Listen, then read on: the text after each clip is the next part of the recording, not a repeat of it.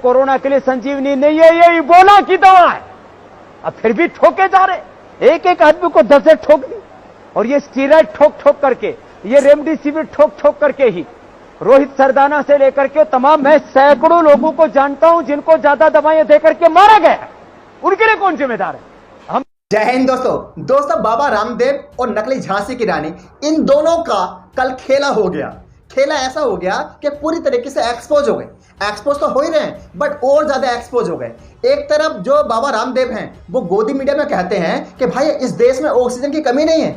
Oh my God, आप YouTube पर जाइए, गूगल पर जाइए, सर्च कीजिए ऑक्सीजन से कितने लोगों की मौत है, तो रोजाना हजारों में मौत हो रही है 24 घंटे के अंदर ऑक्सीजन की वजह से। और ये बंदा क्या कह रहा है गोदी मीडिया में अपना प्रोपेगेंडा चलाने के लिए कि ऑक्सीजन की जरूरत ही नहीं है। साथ ही साथ नकली झांसी की रानी है वो पूरी तरीके से एक्सपोज हो गई, क्योंकि कल उन्हें कोरोना हो गया। और आपको पता है कुछ दिन पहले उन्होंने ट्विटर पर कहा था कि हमारे देश में ऑक्सीजन की कमी नहीं है। इन दोनों खबरों पर बात करेंगे, लेकिन दोस्तों उसी के बाद जो इरफान पठान और यूसुफ पठान है, उन्होंने फिर दोबारा एक बार दिल जीत लिया है और कहीं ना कहीं उन्होंने पहल की है। अब सवाल यह है कि इरफान पठान और यूसुफ पठान जिस तरीके से मदद के लिए आगे आए, क्या और भी क्रिकेटर आएंगे? क्या और भी इस देश में ऐसे लोग हैं जिन्हें हम पसंद करते हैं, चाहे वो मनीष पॉल हो, चाहे वो आयुष्मान खुराना हो, चाहे वो रणवीर सिंह हो, चाहे वो रणवीर कपूर हो, ये लोग कब हेल्प के लिए आगे आएंगे, ये देखना जरूरी होगा। लेकिन दोस्तों उसी के बाद एक पोस्ट जो कल से वायरल की जा रही है, और वाकई में उसका साइंटिफिक तरीके से जवाब देने की कोशिश करूंगा। आप सोशल मीडिया पर जाओगे तो एक पोस्ट वायरल की जा रही है जहां बताया जा रहा है कि जो फेफड़े हैं, फेफड़े एक्चुअली सजदा करने से फेफड़े मजबूत होते हैं।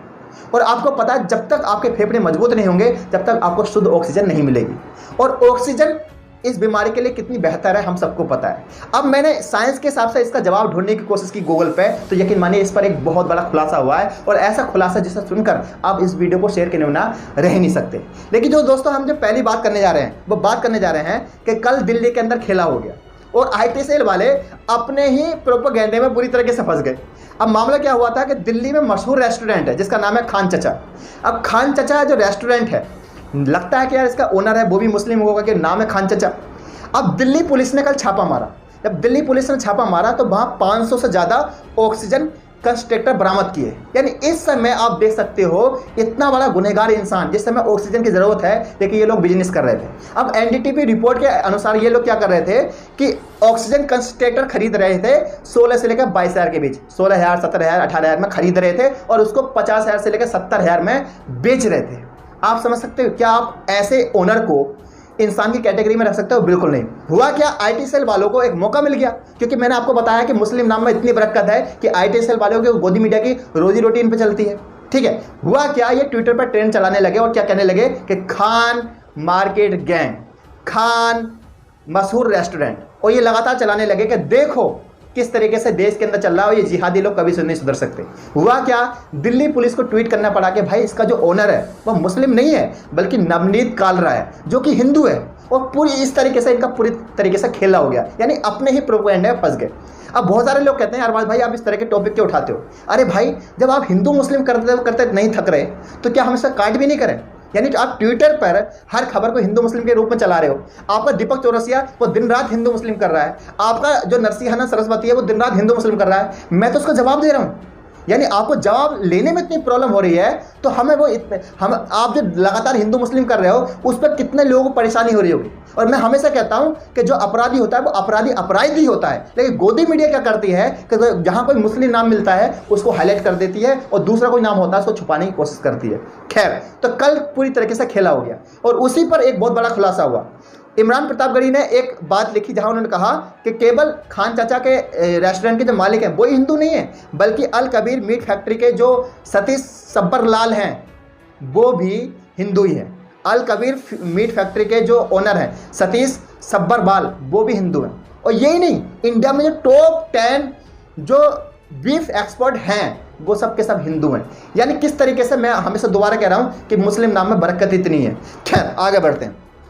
उसी के बाद पता होगा आपको कि जो हमारे इस देश के बाबा हैं, बाबा रामदेव, और मैं तो उन्हें हमेशा ये कहता हूँ लाला रामदेव, वो आदमी किस तरीके से इस देश में इस तरह के ऐसे बयान दे रहा है जो वाकई में बच्चे वाले बयान है। यानी वो बंदा कह रहा है कि इस देश में ऑक्सीजन की कमी नहीं है और आप एस्टेरॉयड लगा रहे हो। यहाँ तक उसने इतना बड़ा कह दिया कि रोहित सरदाना की जो मौत हुई है वो उस एस्टेरॉयड यानी इंजेक्शन से हुई है। अब सोचिए, इतने बड़े पद पर बैठा हुआ इंसान इस तरह की बातें करता है तो क्या गोदी मीडिया को क्रिटिसाइज नहीं करना चाहिए? बट गोदी मीडिया कर नहीं सकता, क्यों? क्योंकि रोजी रोटी वहां से चल रही है, वहां से उन्हें स्पॉन्सरशिप मिलती है। अब इसका लॉजिक देखो, ये कहता है कि इस देश में जो हवा है, क्या आपको उस पर भरोसा नहीं है? क्या वो ऑक्सीजन नहीं है? ऑक्सीजन है, लेकिन ये जो हवा है इसमें बहुत सारी गैसें मिली हुई होती हैं, और इस हवा में मात्र 20 से लेकर 21% ही ऑक्सीजन होती है और 78% नाइट्रोजन होती है। जो नाइट्रोजन हम छोड़ते हैं वो 78% होती है, जो ऑक्सीजन हम लेते हैं वो 20 से लेकर 21% होती है, बाकी 1% के अंदर और भी बहुत सारी गैसें होती हैं। और यही लॉजिक जो है तुम्हारी की नकली झांसी की रानी ने दिया था। उन्होंने भी कहा था कि हवा के अंदर ऑक्सीजन होती है, इसलिए हमारे देश में ऑक्सीजन की जरूरत नहीं है।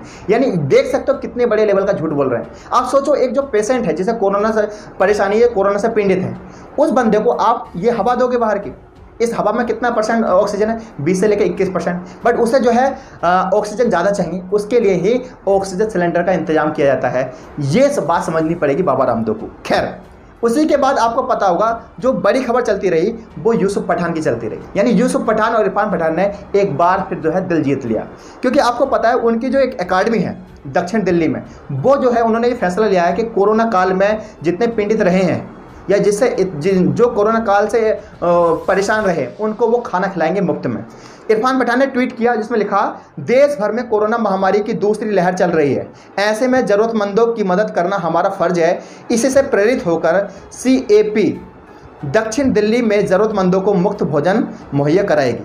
अब सबसे बड़ा सवाल ये है कि जिस तरीके से लोग मदद के लिए आ रहे हैं, चाहे वो सलमान खान आ रहे हों, चाहे वो इरफान पठान आ रहे हों, चाहे वो यूसुफ पठान आ रहे हों या सोनू सूद आ रहे हों, तो क्या ऐसे में रणवीर सिंह आएंगे या रणबीर कपूर आएंगे या फिर आयुष्मान खुराना आएंगे या और जो एक्टर हैं वो लोग सामने आएंगे?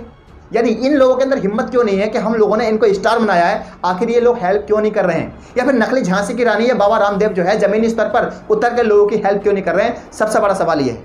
लेकिन दोस्तों, उसी के बाद जो बड़ी खबर है जो कल सोशल मीडिया पर चलती रही, वो खबर ये थी कि सजदा जो है उससे फेफड़े मजबूत होते हैं।